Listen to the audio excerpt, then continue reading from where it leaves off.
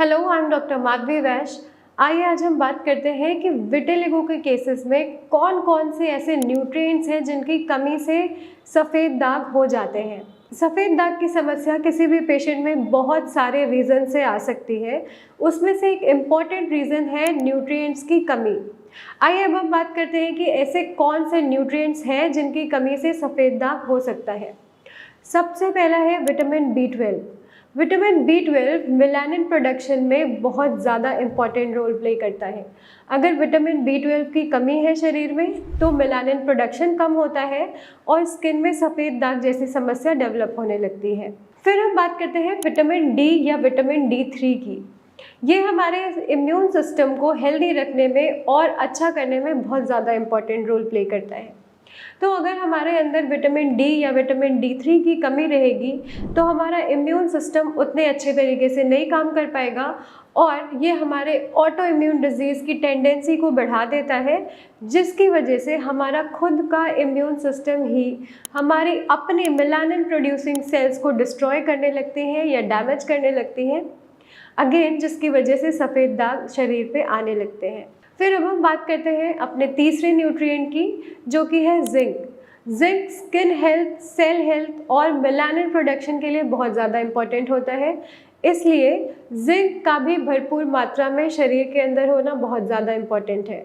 अगर जिंक की कमी होती है तो अगेन आपके स्किन में हाइपोपिगमेंटेशन ज़रूर होने लगेगी और आपको सफ़ेद दाग की समस्या डेवलप हो जाएगी। फिर अब हम बात करते हैं फॉलिक एसिड की। फॉलिक एसिड भी एक इम्पॉर्टेंट न्यूट्रिएंट है जो कि हमारे खाने में हमें भरपूर मात्रा में मिल जाना चाहिए। अगर शरीर में फॉलिक एसिड की कमी होती है तो भी हमारे शरीर में सफ़ेद दाग की समस्या आती है। अगर हमारे शरीर में फॉलिक एसिड की कमी है तो हमारा हीमोग्लोबिन कंटेंट भी कम होगा शरीर में और सफ़ेद दाग के साथ साथ और भी एसोसिएटेड सिम्टम्स देखने को मिल जाते हैं। जैसे पेशेंट अक्सर थका हुआ सा फील करेगा, हो सकता है उसको बॉडी पेन रहे परसिस्टेंटली, हो सकता है थोड़े से भी एक्सर्शन पे उसकी सांस फूलने लगे या बहुत ज़्यादा देर तक बैठे रहने पे हल्की सी स्वेलिंग आने लगे उसके फीट में। तो ये सारे लक्षण फॉलिक एसिड की कमी से होते हैं। अगर आपके शरीर में इन लक्षण के साथ साथ सफ़ेद दाग है तो वो हो सकता है कि फॉलिक एसिड की कमी से हो।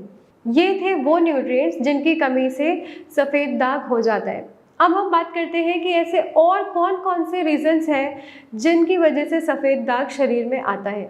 सबसे पहला है ऑटो इम्यून डिसऑर्डर। इसका मतलब है कि हमारा खुद का इम्यून सिस्टम ही हमारी खुद की मेलानिन प्रोड्यूसिंग सेल्स को डिस्ट्रॉय करने लगता है, जिसकी वजह से सफ़ेद दाग डेवलप होने लगते हैं।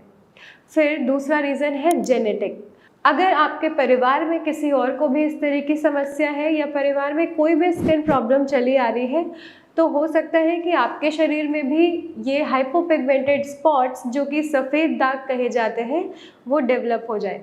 फिर कोई भी इमोशनल स्ट्रेस या बिजनेस में कोई स्ट्रेस हो, किसी भी तरह का स्ट्रेस आपके सफ़ेद दाग की समस्या को आपकी लाइफ में ट्रिगर कर सकता है। इससे आपकी ये समस्या बढ़ सकती है। अगर आपको कोई इंजरी हो गई है, वहाँ पे वो जख्म ठीक भी हो गया है, तब भी वो एक हाइपोपिगमेंटेड स्पॉट की तरह रह सकता है आपके शरीर में और ये चीज़ बढ़ सकती है। ये चीज़ एक बीमारी बन सकती है जिसको हम विटिलिगो या सफ़ेद दाग की समस्या बोलते हैं। आइए अब हम बात करते हैं कि ये न्यूट्रिशनल डेफिशिएंसी पहचानने के लिए हमें कौन कौन से टेस्ट कराने चाहिए। सबसे पहला अपना विटामिन B12 टेस्ट कराएं, विटामिन D3 टेस्ट कराएं, फिर आप जिंक टेस्ट करा सकते हैं, अपना फॉलिक एसिड टेस्ट कराएं, सीरम कॉपर टेस्ट कराएं, आप थायराइड प्रोफाइल भी ज़रूर कराएं जिसमें T3, T4 और TSH ज़रूर लें। आई होप ये इन्फॉर्मेशन आपके लिए बहुत ज़्यादा इम्पॉर्टेंट रही होगी। अगर आप या आपका कोई जानने वाला भी विटिलिगो या सफ़ेद दाग जैसी समस्या से सफ़र कर रहा है तो इसकी कंप्लीट क्योर के लिए आप हमें कॉन्टैक्ट कर सकते हैं। Thank you.